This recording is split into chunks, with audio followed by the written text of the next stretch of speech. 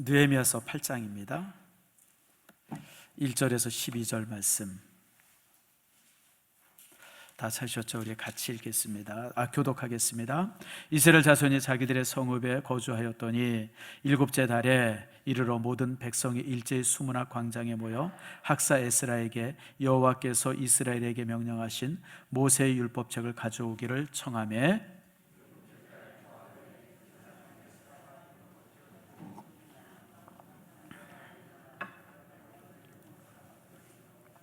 수문학 광장에서 새벽부터 정오까지 남자나 여자나 알아들을 만한 모든 사람 앞에서 읽음에 뭇 백성이 그 율법책에 귀를 기울였는데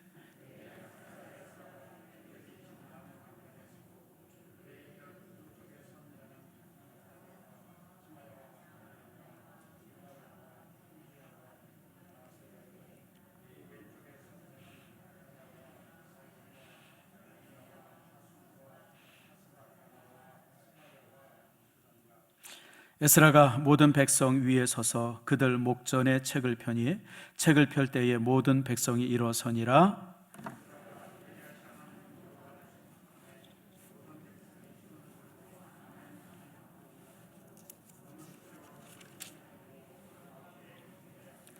예수아와 바니와 세레바와 야민과 악국과 사부대와 호디야와 마하세야와 그라다와 이사랴와 요사밧과 하난과 블리아와 레위 사람들은 백성이 제자리에 서 있는 동안 그들에게 율법을 깨닫게 하였는데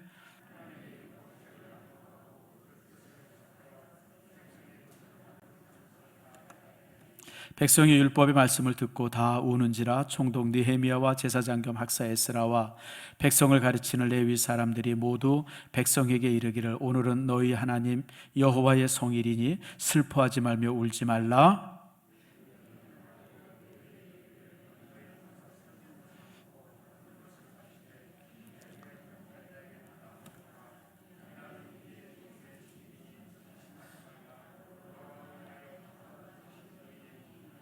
레위 사람들도 모든 백성을 정숙하게 하여 이르기를 오늘은 성일이니 마땅히 조용하고 근심하지 말라 하니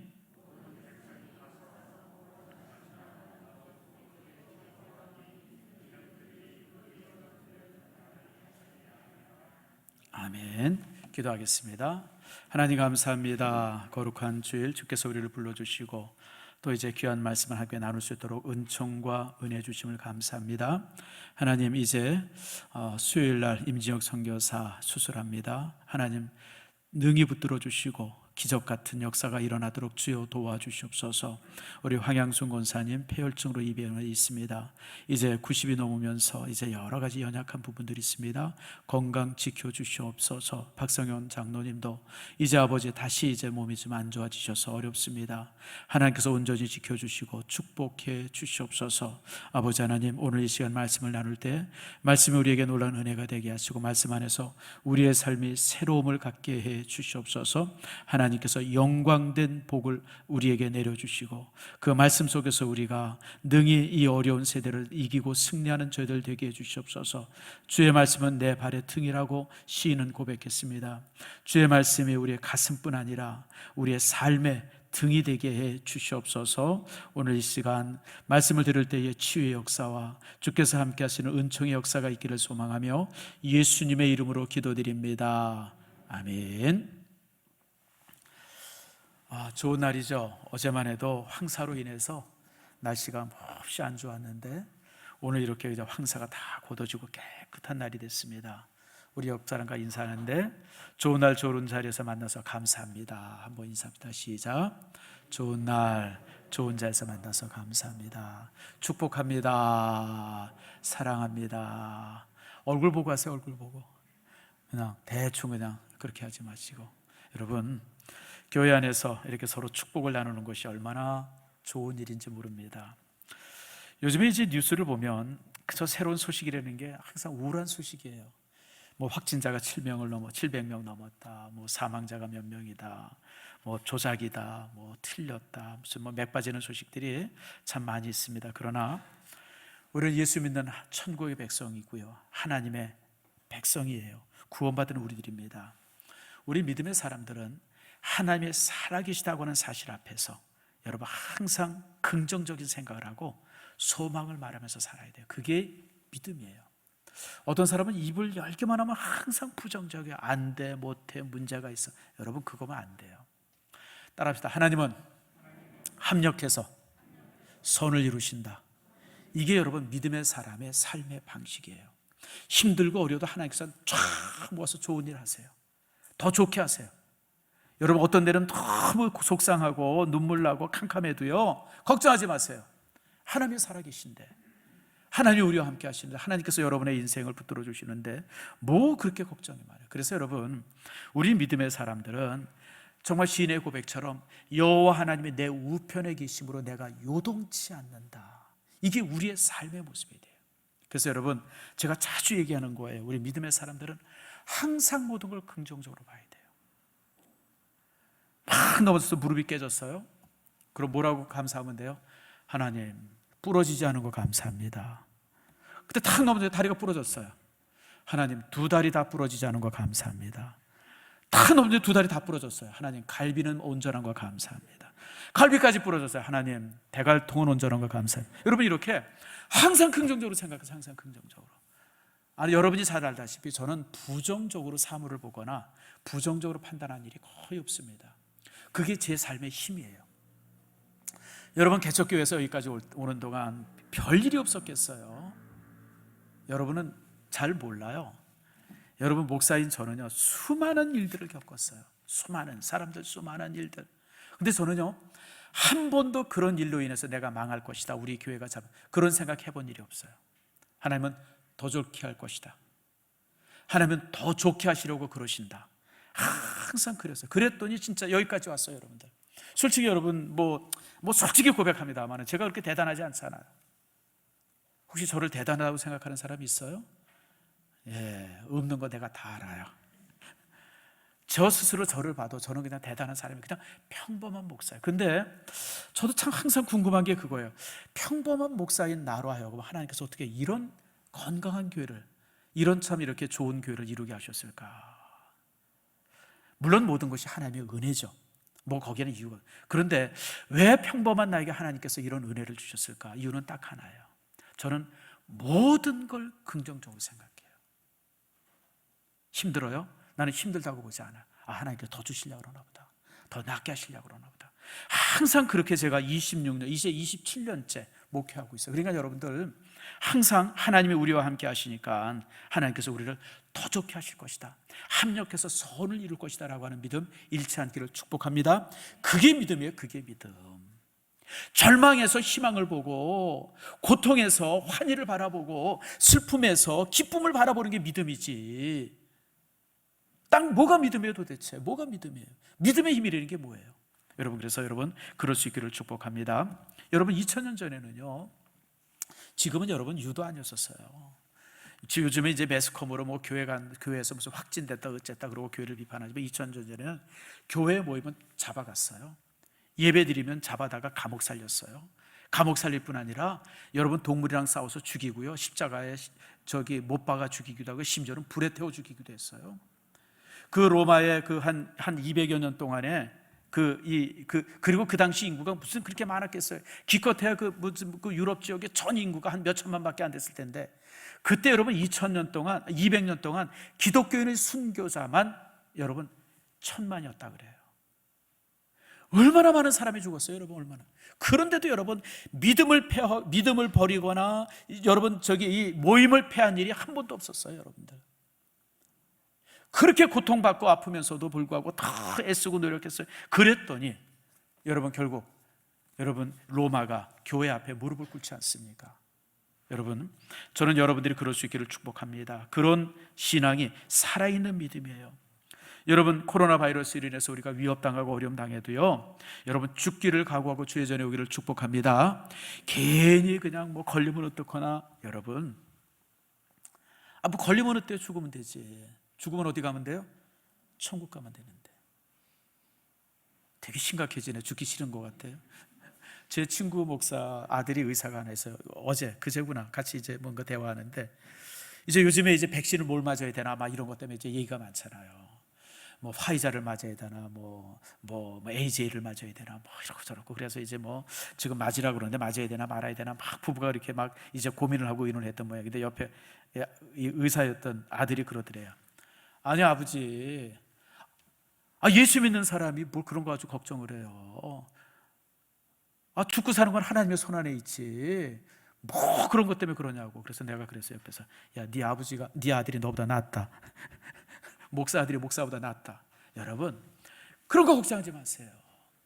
그저 나 준다고 무조건 맞으세요, 여러분들. 뭐 죽으면 어떡하나. 별걸 다 걱정해. 죽으면 천국 가면 되는데. 나는 절대 지금 죽으면 안 됩니다. 손 들어보세요. 나는 지금 집에 쌓아놓은 재산 많아서 지금 죽으면 절대 안 됩니다. 이런 사람 있어요? 우리 없어요, 여러분들. 하나님 앞에 가면 지금 우리가 삶보다 1000배 만배 비교할 수 없는 기쁨이 우리 앞에 있어요, 여러분들. 그렇다고 해서 무슨 억지로 죽기를 바랄 건 아니지만, 너무 그렇게 우리 믿음의 사람들이 그런 문제 가지고 아동바동하지 말길 바랍니다. 삶과 죽음은 누구 손에 있어요? 하나님 손. 그러니까 초대교회 성도들은요, 죽인다 그래도 겁 안 냈어요. 여러분, 불에 태워 죽인다 해도 겁 안 냈어요, 여러분들. 죽으면 하나님 나라 가는데, 내 이 죽음의 자리 앞에 지금 천사가 황금마차를 가지고 내 영혼을 태우러 오고 있다고 하는 것이 믿음으로 보이는데, 뭐가 겁이 나요, 뭐가. 그래서 여러분, 초대교회 성도들은요, 어떤 일이 있어도 예배를 패한 적이 없어요. 저는 요즘에 이제 교회가 스스로 예배를 패하는 교회들이 있어요. 참 그런 교회를 이렇게 바라볼 때마다 참 교회답지 못하다. 교회답지 못한 거예요. 우리 교회도 이렇게 보면 1년째 안 나오는 성도가 있어요. 이마트는 가면서, 킨텍스는 가면서, 앞에 슈퍼는 가면서 교회면 어떨까 싶어가지고, 참 그런 분들이 이렇게 보면 아이고 참 용기 없다. 과거의 성도들은 죽음 앞에서도 굴하지 않았는데 이 정도 가지고 저러나, 뭐 그런 생각을 해봅니다. 어쨌든 이렇게 많은 위협과 어려움 속에서도 주의 전에 나오신 여러분들을 축복하고 사랑합니다. 하나님께서 여러분들에게 참 당연히 나오는 거지만, 그럼에도 불구하고 이 성수주의라는 성도들에게 약속한 축복들이 여러분 속에 있기를 축원합니다. 자, 오늘 우리가 이제 느헤미야서 8장 읽었죠. 느헤미야서는 우리가 잘 알아요. 제가 느헤미야서는 1년에 한 번 이상은 항상 설교를 합니다. 여러분, 이제 백성들이 이제 고레스 임금으로 인해서 이제 고향으로 돌아가라 그래서 수십만 명이 고향으로 돌아왔어요. 막상 돌아오고 나니까 성전 세우고, 그리고 이제 교회 세워 이 성을 이렇게 복구해야 되는데, 그것과 관심 있는 게 아니라 그냥 내 집부터 짓는 게 관심 있는 거예요. 그래가지고 가서 내 집부터 짓고 나부터 살아야지, 막 이런 모습으로 이제 사람들이 되는데, 참 그러고 보니 답답하죠. 그런데 그들은 막 격려하고 응원해서 이제 결국 이제 성전을 만들고, 근데 성전을 만들었지만 너무 초라해요. 과거 솔로몬이 만들었던 성전은 참 웅장했는데, 그때 영광은 거의 보이지 않고 이제 초라하게, 그래서 이제 그 성전을 갖다 이제 느헤미야의 성전이라 그러는데, 그렇게 불리워지는데 좀 초라하게 지었어요. 그리고 무너진 성벽들, 그 다음에 무너진 이렇게 그런 것들을 이제 다 보수했어요. 끝났어요. 이제 그럼 회복이 됐습니까? 아니죠, 여러분들. 성이 지어졌다고 해서, 성전이 지어졌다고 해서 회복된 게 아니에요. 왜냐하면 그 안에 있는 사람들은 여전히 똑같은 거예요. 뭐가 같으냐면, 여러분, 컴퓨터는 지금 그냥 뭐 최고 상황의 컴퓨터를 가지고 있는데, 소프트웨어가 옛날 도스라고 그럽시다. 그러면 여러분 쓸모가 없잖아요, 여러분들. 요즘에 이제 i7까지 나와가지고 그냥 막 CPU가 막 정신없이 잘 돌아가려면 거기에 맞는 뭐 윈도우 10이라든지 이런 걸 해야 이제 제대로 되는데, 지금 이스라엘 민족이 그렇게 된 거예요. 이제 나라도 만들어지고 뭐도 만들어지고 다 괜찮은데, 백성들은 여전히 자기 중심이에요. 백성들은 나살기에 바쁜 거예요. 하나님의 말씀과는 상관없이 살았어요. 아직 회복이 안 된 거예요. 아직 완공이 안 된 거예요. 여러분, 건물보다 더 중요한 것이 사람입니다. 사람이 바뀌어야 되고 사람이 새로워야지. 건물들 아무리 뭐 호화찬란한들 무슨 소용이 있겠어요? 이제 그런 가운데서 이제 백성이 있었어요. 그런데 오늘 8장 1절 말씀에 보니까 어느 날 백성들이 수문학 광장에 모이기 시작했어요. 누가 모여라 그래서 모인 게 아니라 그냥 저절로 그렇게 모인 거예요. 에스라가 모여라 그래서 모인 것도 아니고, 느헤미야가 모여라 그래서 모인 것이 아니에요. 광장에 쫙 사람들이 오면서 사람들이 요구해요. 에스라 제사장이 와서 우리에게 말씀을 전해주세요. 하나님의 역사죠. 하나님께서는 그렇게 역사하십니다. 그래서 이제 그 에스라가 말씀을 가지고 그들 앞에 서서 이제 이렇게 말씀을 전하죠. 저는 참 이 말씀 속에서 참 귀하게 은혜 받는 게 성도 백성들의 마음이에요. 백성들의 마음이 하나가 되고 있잖아요. 얼마 전까지만 해도 백성들이 다 자기 살기에 급급했던 백성들이 이제는 우리가 이래서는 안 된다. 그래서 그들이 쫙 모여가지고 이제 하나가 되어진 거예요. 여러분, 교회가 건강하고 가정이 건강하고 또 여러분 우리가 직장이나 사회가 건강하려면 하나 되어야 돼요. 하나 되는 것이 제가 볼 때는 가장 중요한 가치예요. 저는 우리 교회에서 공동체라고 하는 단어를 많이 씁니다. 공동체. 교회라고 하는 공동체의 가장 중요한 가치가 뭐예요? 하나 되는 거예요. 하나 돼. 공동체 안에서 이렇게 저렇게 갈리고 그러면요, 여러분들 가뜩이나 보잘것없는데 뭐 무슨 일을 하겠어요? 우리나라 역사를 한번 보세요. 우리나라 역사를 이렇게 보면 고려사가 정말 우리나라가 별로 이렇게 삼국시대 역사는 열심히 하고 또 조선시대 역사는 열심히 하는데 고려사는 이렇게 그냥 가려져 있어요. 난 이게 참 안타까워요. 근데 여러분, 민족적 자존감을 가장 잘 지켰던 시대가 여러분 고려 때입니다. 고려 때는 사실 우리나라가 반토막밖에 안 됐었죠. 여러분, 개성 밑에 뭐 지금 있는 우리 한반도의 한 3분의 2 정도밖에 안 됐잖아요. 그런데도 불구하고 고려 때요, 외침이 그렇게 많았습니다. 심지어는 황건족도 오고요, 돌골족도 와서 침략하고요, 거란족 오고요, 여러분 몽고족도 와서 침략했어요. 거란족은 여러분들 요나라를 세운 사람입니다. 여러분, 남송시대 때 중국의 3분의 1을 점령했던 것이 이 거란족이에요. 요나라를 세워가지고. 근데 여러분, 그 거란족과도 싸웠고요, 그리고 세계를 정복했던 몽고족과도 싸웠어요. 근데 여러분, 그들과 싸우면서도 정복되지 않았던 시대가 고려시대예요. 저는 그래서 참 고려시대 역사를 이렇게 바라볼 때마다 참 우리 민족이 그때는 대단했구나. 여러분, 사실 그것도 여러분 반도의 전체가 아니라 3분의 2밖에 안 되는 조그만 나라였었고, 국민의 숫자가 얼마나 있었겠습니까? 그렇게 정말 나라도 작고 국민의 숫자도 작고 막 그랬으면요, 여러분 그 시대 때는요, 국민들이 일치단결하니까 요나라랑 싸워서도 여러분 정복되지 않았고, 몽골랑도 싸워서 정복되지 않았고, 황건족한테도 정복되지 않았고, 여러분 돌골족이 침입해도 여러분 정복되지 않았어요. 그 당시는 대단했어요. 근데 조선시대 때는 나라는 컸어요. 압록강경까지 나라가 됐어요. 그런데 문제는 뭐냐면 머리가 터지도록 싸움만 하는 거예요. 사색당파가 돼가지고 남인 북인 싸우죠, 노론 서론 싸우죠, 동인 서론 싸우죠. 그냥 매일 쌈질하는 게 일이었었어요. 매일 쌈질하는 게. 그러니 여러분, 나라가 개판이죠. 정말 말도 안 되는 일본 놈들이 쳐들어왔는데 그냥 그 앞에서 그냥 나라가 절단이 나고요. 청나라 쳐들어오니까 그냥 삼전도의 한입니까? 그냥 우리나라 왕이 상감마마가 그냥 이 청나라 군인 앞에 가가지고 그냥 무릎 꿇고 그냥 싹싹 빌고, 이게 도대체 나라도 아니죠. 일본한테 침략돼서 36년 동안 지배당하고, 이게 왜 그런지 아세요? 하나 되지 않으니까 이런 일이 생긴 거예요. 하나 되지 않은 거. 우리나라 사람들은 여러분이 알 사람들이 굉장히 똑똑한 사람들이에요.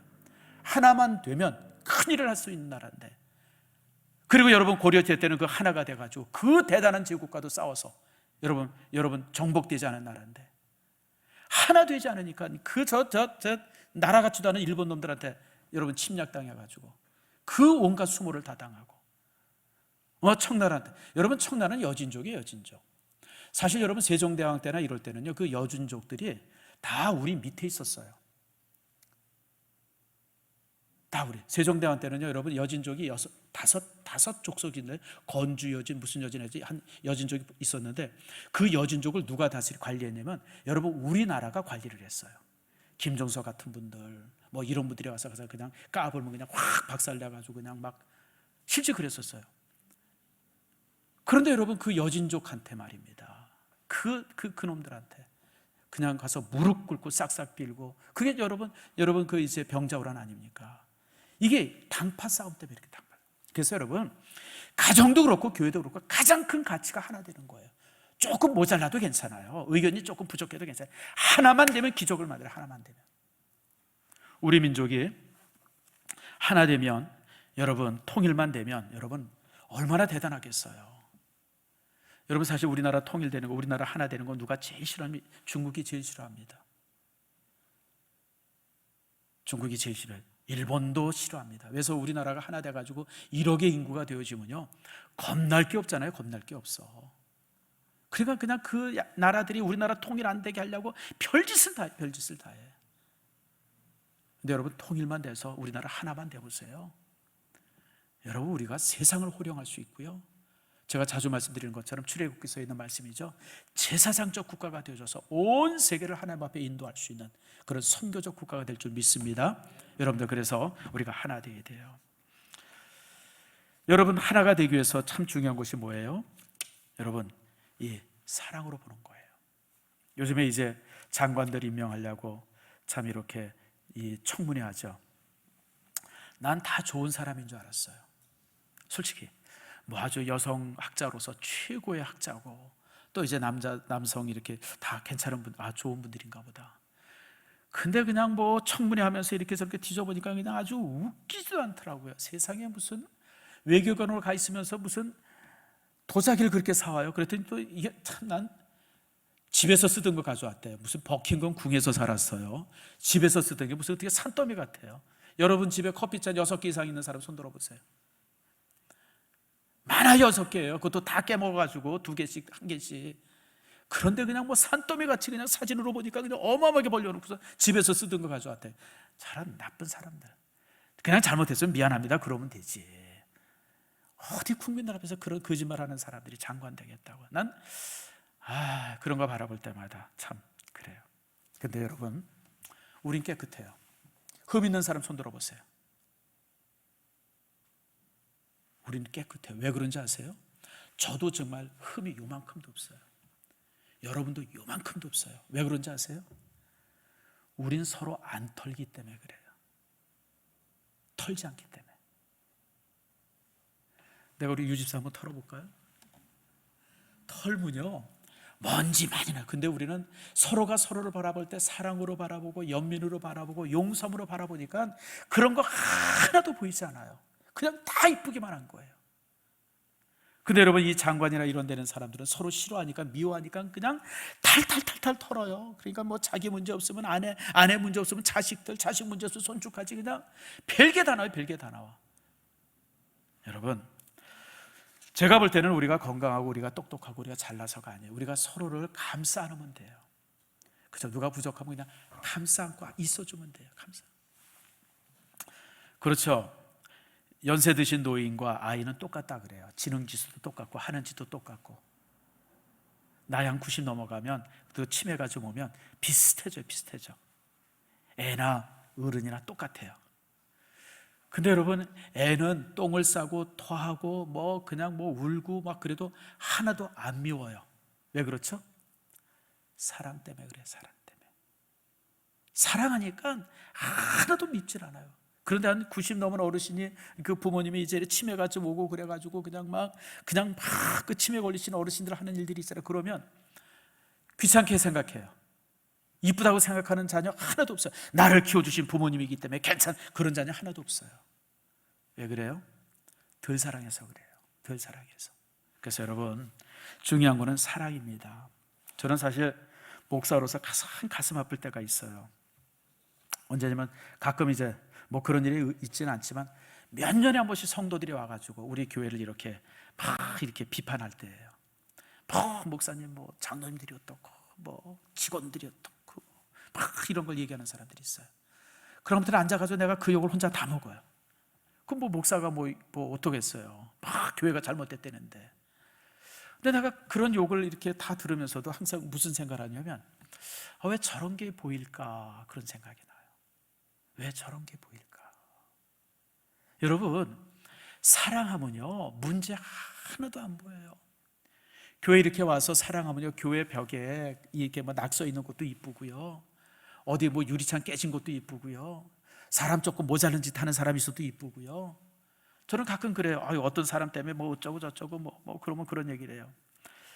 이 사람아, 어물전 망신은 꼴뚜기가 시키는데, 근데 꼴뚜기가 있어요 어물전이 완성돼. 그게 제 지론이에요. 교회 오면 또 별난 사람이 있잖아요. 여러분, 솔직히 얘기하면. 근데 여러분, 별난 사람 다 없애면 누구만 남을까요? 담임 목사 나 하나만 남을 거예요. 여러분들, 우리가 다 별나잖아요. 그러니까 여러분들 사랑으로 바라보고 그냥 이쁨으로 하면 하나도 문제가 안 돼요. 다 좋아요, 다 좋아, 다 이쁘고. 교회는 하나가 돼야 돼요. 여러분들이 혹시 그런 게 이제 안 되면 여러분들 그런 문제를 가지고 참 여러분들이 회개하길 바랍니다. 한 10여 년 된 것 같아요. 제 후배 장로가, 제 이제 전에 있던 교회 후배 장로인데 한번 무슨 얘기를 하다가 그런 얘기를 하더라고요. 그 당시 이제 제 가까운 친구 중에 이제 부목사가 한 분 있었는데 그분은 참 신기할 정도로 설교를 못해요. 아주 내가 생각해도 신기해.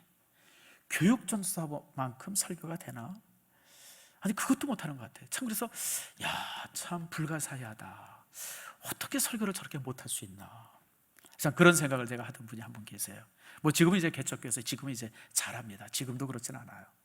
지금은 이제 교회를 잘 이루신 분인데 그 당시에는 그랬어요. 근데 그 친구가 그런 얘기를 하더라고요. 목사님, 저는요 그분 설교를 들을 때 못한다라고 하는 마음이 들면 바로 하나님 앞에 회개합니다 그러더라고요.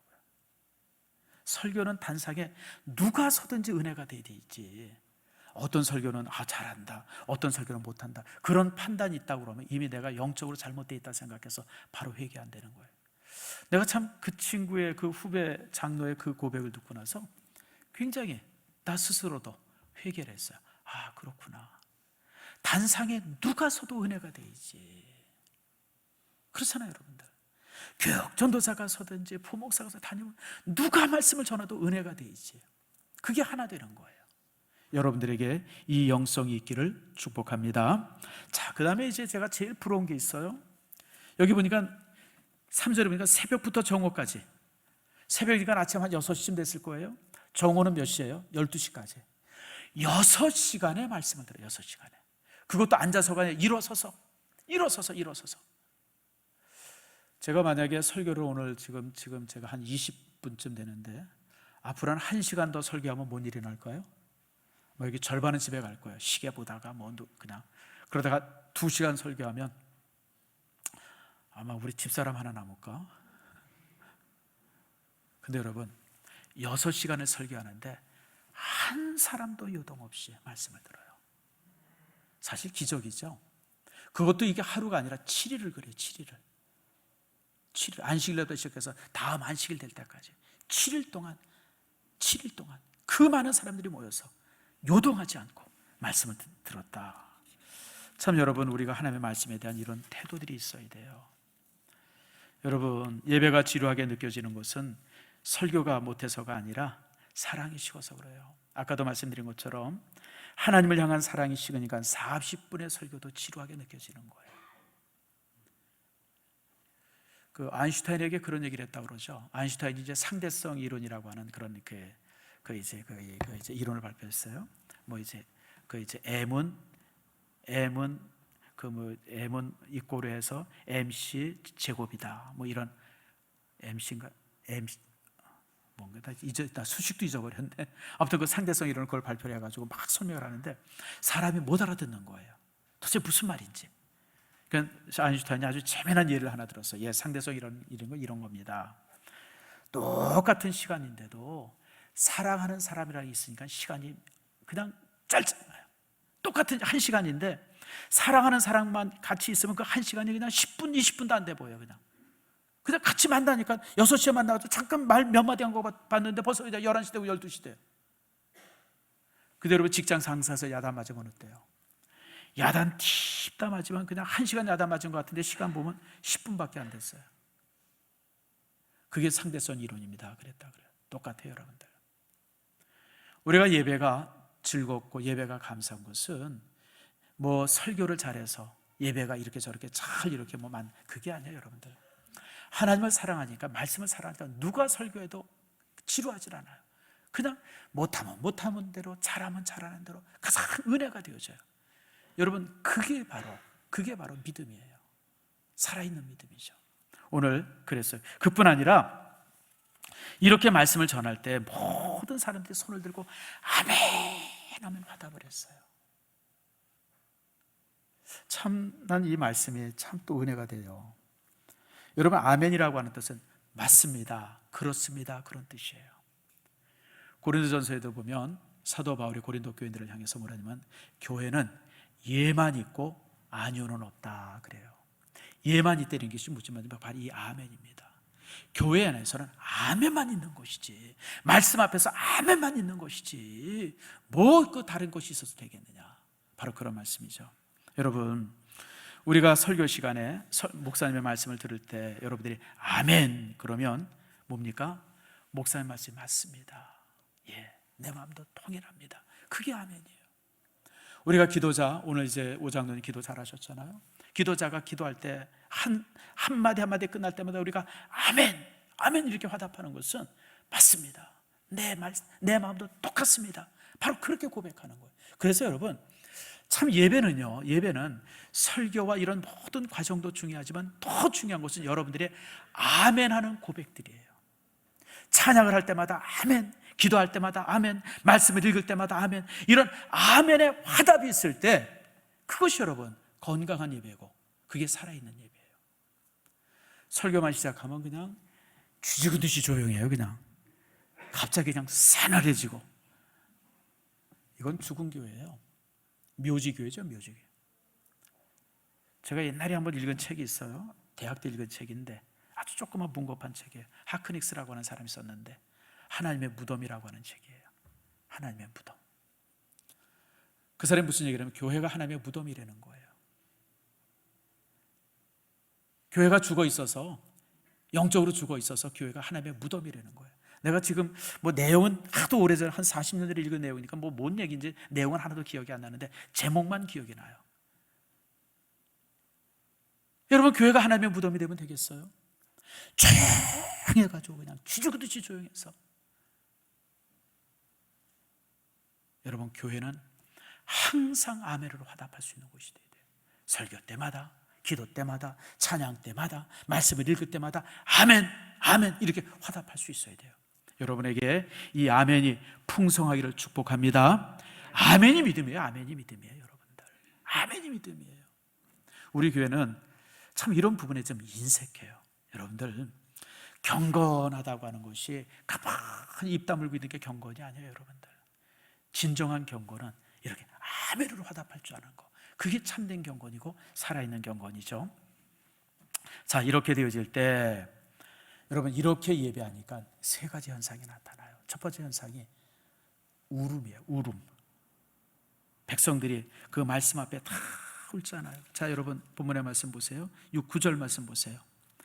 백성의 율법의 말씀을 듣고 다 우는지라. 하나님의 말씀을 들으니까 자기들이 얼마나 잘못 살았는지, 이렇게 살면 안 된다는 걸 깨닫고 나서 그냥 그 말씀 앞에 펑펑 울어요.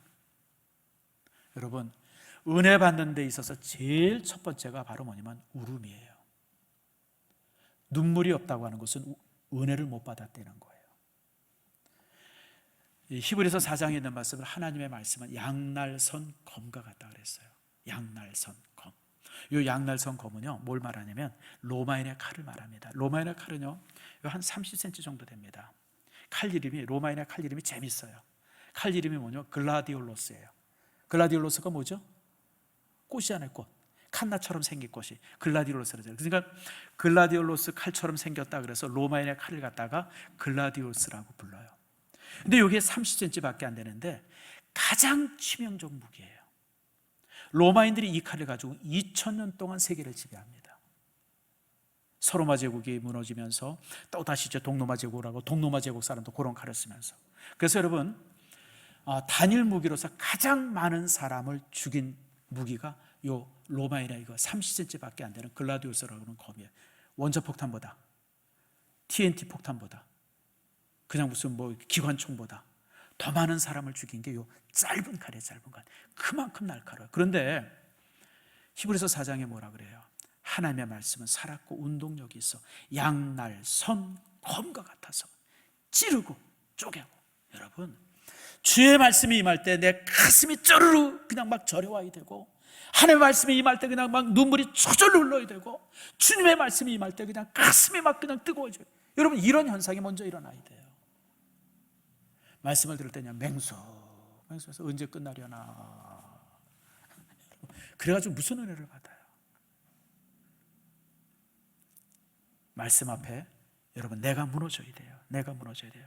자신의 내면이 보이기 시작하고 내가 하나님 앞에 얼마나 잘못 살았는지, 하나님 앞에 정말 얼마나 부족하게 살았는지 그런 것이 지적이 되어지고, 그 지적되어지면서 가슴이 찢어지고 피부가 찢어지고 심장이 조여지는 이런 어떤 그 은혜가, 그래서 이게 눈물이에요. 눈물이에요. 그런데 눈물이 중요하지만 이 눈물이 계속되면 안 돼요.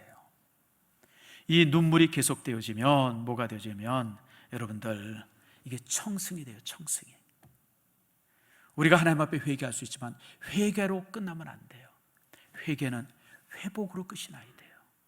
우리가 회개했더니 주님께서 내 죄를 용서해 주시고 나를 새롭게 해주시고 나를 변화시켜 주셔서 그 속에서 내가 정말 기쁨을 맛봐야 돼요. 여러분, 우리가 십자가를 바라볼 때 십자가에 못 박히신 예수님도 봐야 되지만 동시에 죽음에서 일어난 예수님도 봐야 돼요. 십자가에 못 박힌 예수님만 보면 매일 울어요. 그냥 쭉 가슴 치고. 이건 청승이죠. 신앙은 청승이 아니에요. 믿음은 환희고 기쁨이에요. 그래서 여러분들, 우리가 말씀을 들을 때 그런 가슴 찔림이나 이런 걸 통해서 막 가슴 아파하고 우리가 회개하지만, 그러나 그게 끝이 아니라 그것은 어디로 가야 되냐면 이 기쁨으로 가야 돼요. 즐거움으로 가야 돼요. 감사. 오늘 본문에 뭐라 그래요? 10절 말씀의 후반절에 보니까 우리 주의 성일이니 근심하지 말라. 여호와로 인해서 기뻐하는 것이 너희의 힘이니라. 따라합시다. 여호와로 인해서 기뻐하는 것이 너희의 힘이니라. 여러분, 슬퍼하고 막 가슴 치고 이건 힘이 안 돼요. 힘만 빼죠. 힘만 빼. 근데 우리가 하나님이 나를 새롭게 하고 변화시켜줬다고 하는 것에 그런 기쁨을 내가 가질 때, 그것이 여러분 우리에게 있어서 힘이 되어져요. 사도 바울은 빌립보 교인들을 향해서 뭐라 그래요? 항상 기뻐하라. 내가 다시 말하노니 기뻐하라. 기뻐하라 그랬어요. 주 안에서 항상 기뻐하라. 여러분, 그 당시 빌립보서를 쓸 때 사도 바울은 감옥에 있었어요.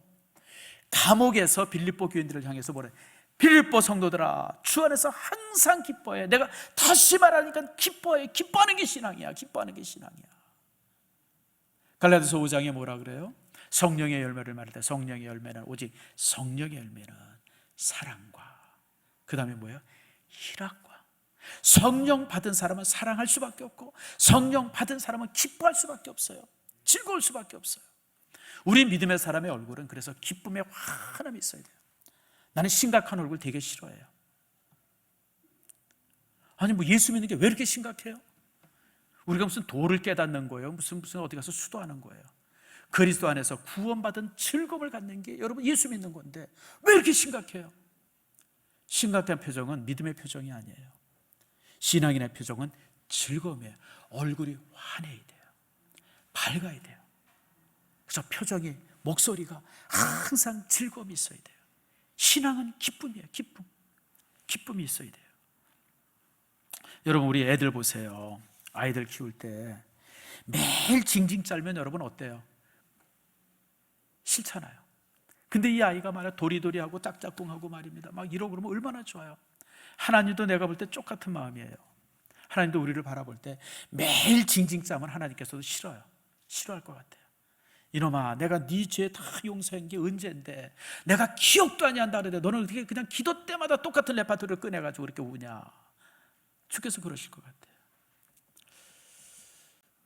요즘에 이제 트롯이 많이 뜨죠. 뭐 미스터 트롯, 미스 트롯. 하도 트롯이 뭐 요즘에 뭐 새로운 대사라 그래서 나보고 꼭 한번 보라 그래서 사실 내가 그저께 한번 틀어서 봤어요. 나는 사실 뽕짝 싫어요. 솔직하게 얘기할게요.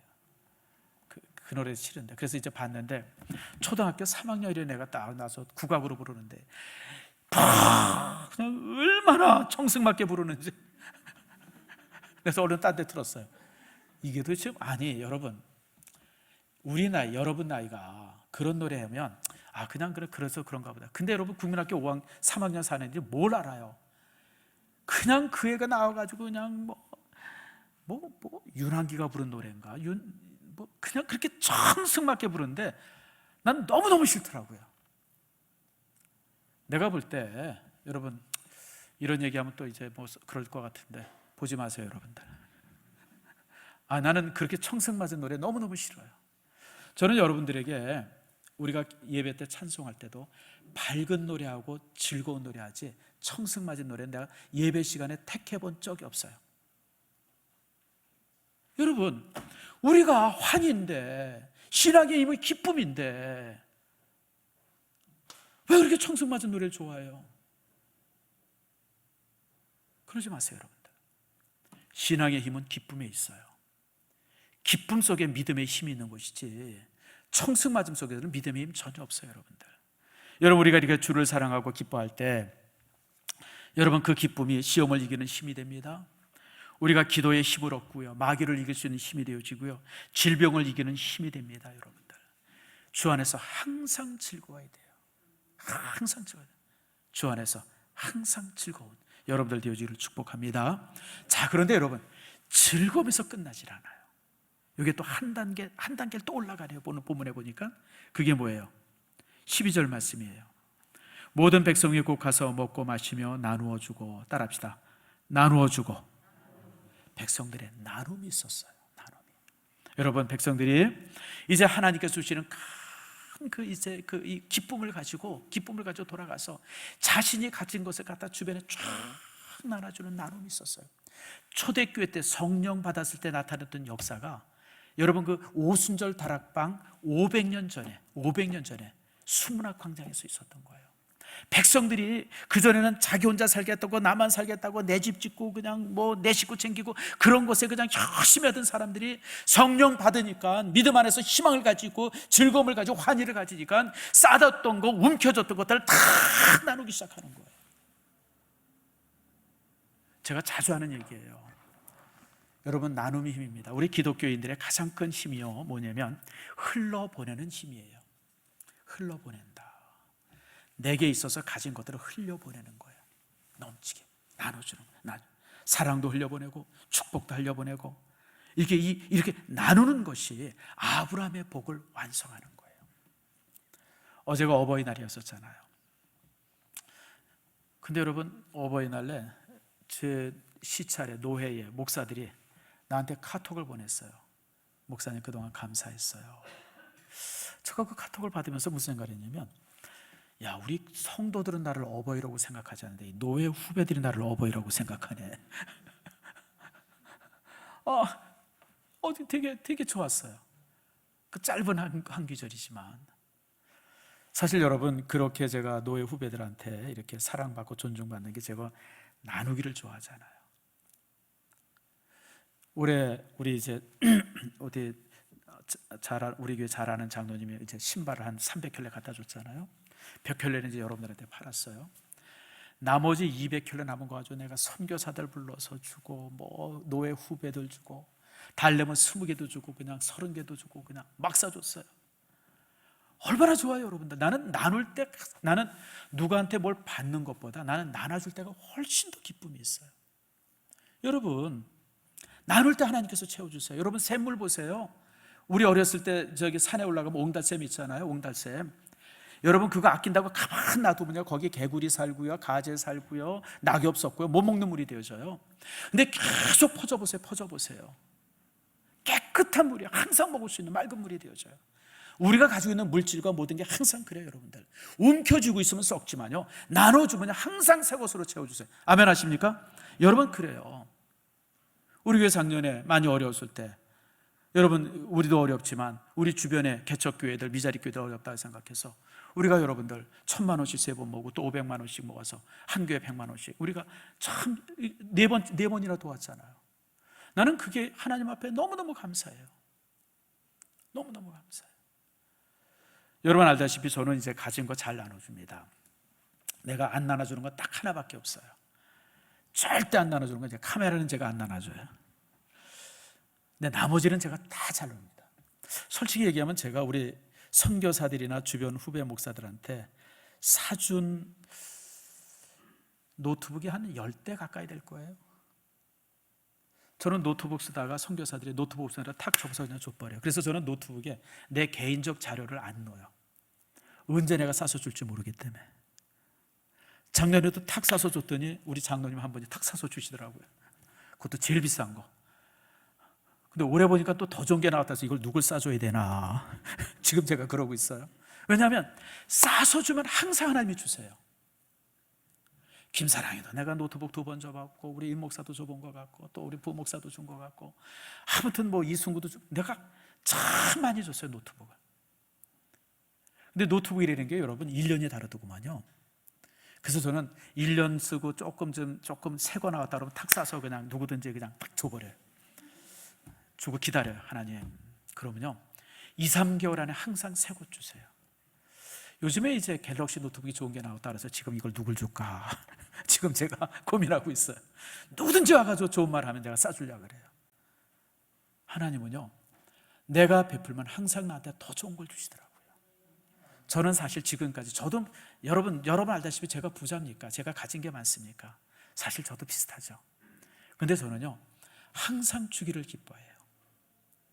근데 하나님께서 어떻게 내 마음을 그래서 저는 그런 생각을 해봐요. 제가 가끔 하는 생각인데, 하나님께서 어떻게 나에게 이렇게 좋은 교회를 주셨을까? 여러분, 우리 교회 얼마나 좋은 교회예요. 사실 26년 전에 여러분 저 어디예요? 여기 이제 지하에 요거 반 마는데 또 반 막아가지고 거기서 개척을 시작했거든요. 진짜 맨 땅에 머리 박죠. 그때 개척을 딱 시작할 때 별 마음이 다 있었어요. 솔직하게 얘기하면 여기서 내가 개척해서 밥 먹고 살 수 있을까? 우선 그게 제일 걱정이었었어요. 그렇잖아요, 여러분들. 솔직한 고백이에요, 솔직한 고백. 근데 하나님께서 그 작은 교회를 막 이렇게 세워주시고 품어주시고 성도들 오게 하시고, 그래서 지금 여기까지 왔어요. 그래서 제가 가끔 그런 생각을 해요. 내가 뛰어나서 그런가? 내가 아주 뛰어나서, 신앙도 뛰어나고 머리도 좋고, 그렇게 생각하시는 분이 있어요? 예, 한 분도 없는 건 내가 다 알아요, 여러분. 나는 사실 평범한 목사예요. 평범한 목사. 정말 평범한 사람이. 근데 왜 하나님께서 나를 이렇게 좋은 교회를 주시고 좋은 교회를 맡겨주셨을까? 물론 모든 것이 하나님의 역사죠. 근데 제게 있어서 2가지 장점이 있어요. 그건 여러분들이 더 잘 알아요. 저는 모든 걸 긍정적으로 봐요. 넘어져서 다리가, 무릎이 깨졌으면 아이고 하나님 부러지지 않은 거 감사합니다. 부러지면 2다리 다 안 부러진 거 감사합니다. 2다리 다 부러지면 갈비 남은 거 감사합니다. 갈비까지 부러지면 그래도 머리 남은 거 감사합니다. 저는 항상 모든 걸 긍정적으로 생각해요. 근데 여러분, 항상 하나님이 그렇게 해주세요. 따라합시다. 맘먹은 대로 된다. 맘먹은 대로 돼요. 부정적으로 생각하고 안 된다고 생각하는 사람은 항상 그렇게 돼요. 근데 나는 지금까지 살면서 사람에 대해서 나쁘게 내가 평가해 본 일이 없고, 여러분들이 저랑 대화하면서 내가 누구 나쁘다고 얘기해 본 사람 있어요? 나는 누구도 나쁘라고 얘기해 보죠. 나는 심지어는 김정은이는 나쁜 놈이니까 할 수 없지만 그 외에 그 누구도 내가 그 사람 나쁘다라고 얘기해 본 일이 저는 솔직히 거의 없어요. 항상 좋게 얘기해요, 모든 사람을. 그리고 지금 이런저런 문제 있어도 이게 나쁘다, 있구나. 정치인들은 내가 항상 나쁘다 그러긴 해요. 그놈들은 워낙 나쁜 놈들이니까 뭐 할 수 없어요, 여러분들. 그러나 그 외에는 내가 다 긍정적으로 얘기해요. 사건이 생기고 무슨 일이 있어도 항상 긍정적이에요. 저 여러분 박영규 교수 얘기 한번 했잖아요. 한 재작년에 나한테 전화가 와서 누구 물어보더라고요. 정 목사 너 누구 아냐? 내가 누구 알지. 그 사람 어떤 사람이야? 그래서 내가 쭉 얘기를 했더니 에이 괜히 전화했다. 네가 나쁜 말 하는 거 내가 한 번도 보지 못해. 그래서 딱 끊어버리더라고요. 그러려면 물어보질 말든지. 근데 나는 그때 그 박영규 교수의 말이 지금도 기억에 남아요. 야, 정 목사, 나는 네가 누구 나쁘다고 얘기한 거 한 번도 들어본 일이 없어. 그리고 탁 끊어버리더라고요. 그 사람은 그 사람의 약점을 알기 위해서 나한테 전화를 했는데, 나는요 다른 사람 그렇게 얘기 안 해요. 모든 사람. 그러니까 여러분들이 여러분의 삶이 행복하기를 원해요. 지금 부족하지만 어렵지만 하나님께서 회복시켜 주시기를 원해요. 항상 긍정적으로 말하세요. 2번째, 나는 내가 좋아하는 게 또 베푸는 걸 좋아해요. 선교사들한테 나누고, 친구들한테 나누고, 후배 목사들한테 나누고. 여러분 후배 목사들이 어버이날 나한테 카드를 보내죠. 그래서 제가 그 카드를 이렇게 보면서 참 신기하다. 우리 교회는 어버이날 나한테 2사람만 그 어버이 은혜에 감사합니다 그랬는데 후배 목사들이 이렇게 여러 사람이, 여러분 나누세요. 그게 믿음이에요. 그리고 여러분이 가지고 있는 힘이나 재능이나 물질이나 이런 거 저런 거 나누면 하나님께서 비어있는 데를 항상 더 좋은 곳으로 채우세요. 아멘 하세요? 지금 3명밖에 아멘 안 했어. 아멘 하십니까? 진짜 그렇게 하세요. 그건 내가 책임질게요. 그리고 여러분들이 에이 그러지 마시고 나를 바라보세요. 나는 항상 베푸는 데 인색할 본 일이 없어요. 그저 있으면 2개 있으면 나눠주고, 그저 달라 그러면 또 싸주고. 근데 여러분, 하나님께서는요 항상 더 좋은 곳으로, 더 많은 곳으로 채워주세요. 왜냐하면 믿음이라고 하는 것이 흘러보내는 것이기 때문에 그래요. 하나님께서 아브라함을 택할 때 뭐라 그래요? 너는 복의 근원이 되라 그랬잖아요. 복의 근원이 되라는 말이 뭐냐면 흘러넘치게 하려는 거예요. 너로 인해서 네가 받은 복 움켜쥐지 말고 계속 나눠주는 사람 되려는 거예요. 오늘 바로 이런 모습으로 성도들이 변화됩니다. 그러므로 인해서 여러분, 이스라엘 민족의 회복이 일어나는 거예요. 단순히 성을 짓고 그래서 회복이 나타난 것이 아니라 바로 이렇게 말씀 안에서 저들이 깨지고 죄가 무너지고, 그리고 하나님을 기뻐하면서 샘을 얻고, 그리고 자신이 가진 것들을 이렇게 흘러보내는 공동체를 만들면서 민족이 새로워진 겁니다. 여러분에게 이 놀라운 축복이 있기를 축원합니다. 예배 때마다 이 놀라운 은총이 경험되어지는 여러분 모두가 되어지기를 축원합니다.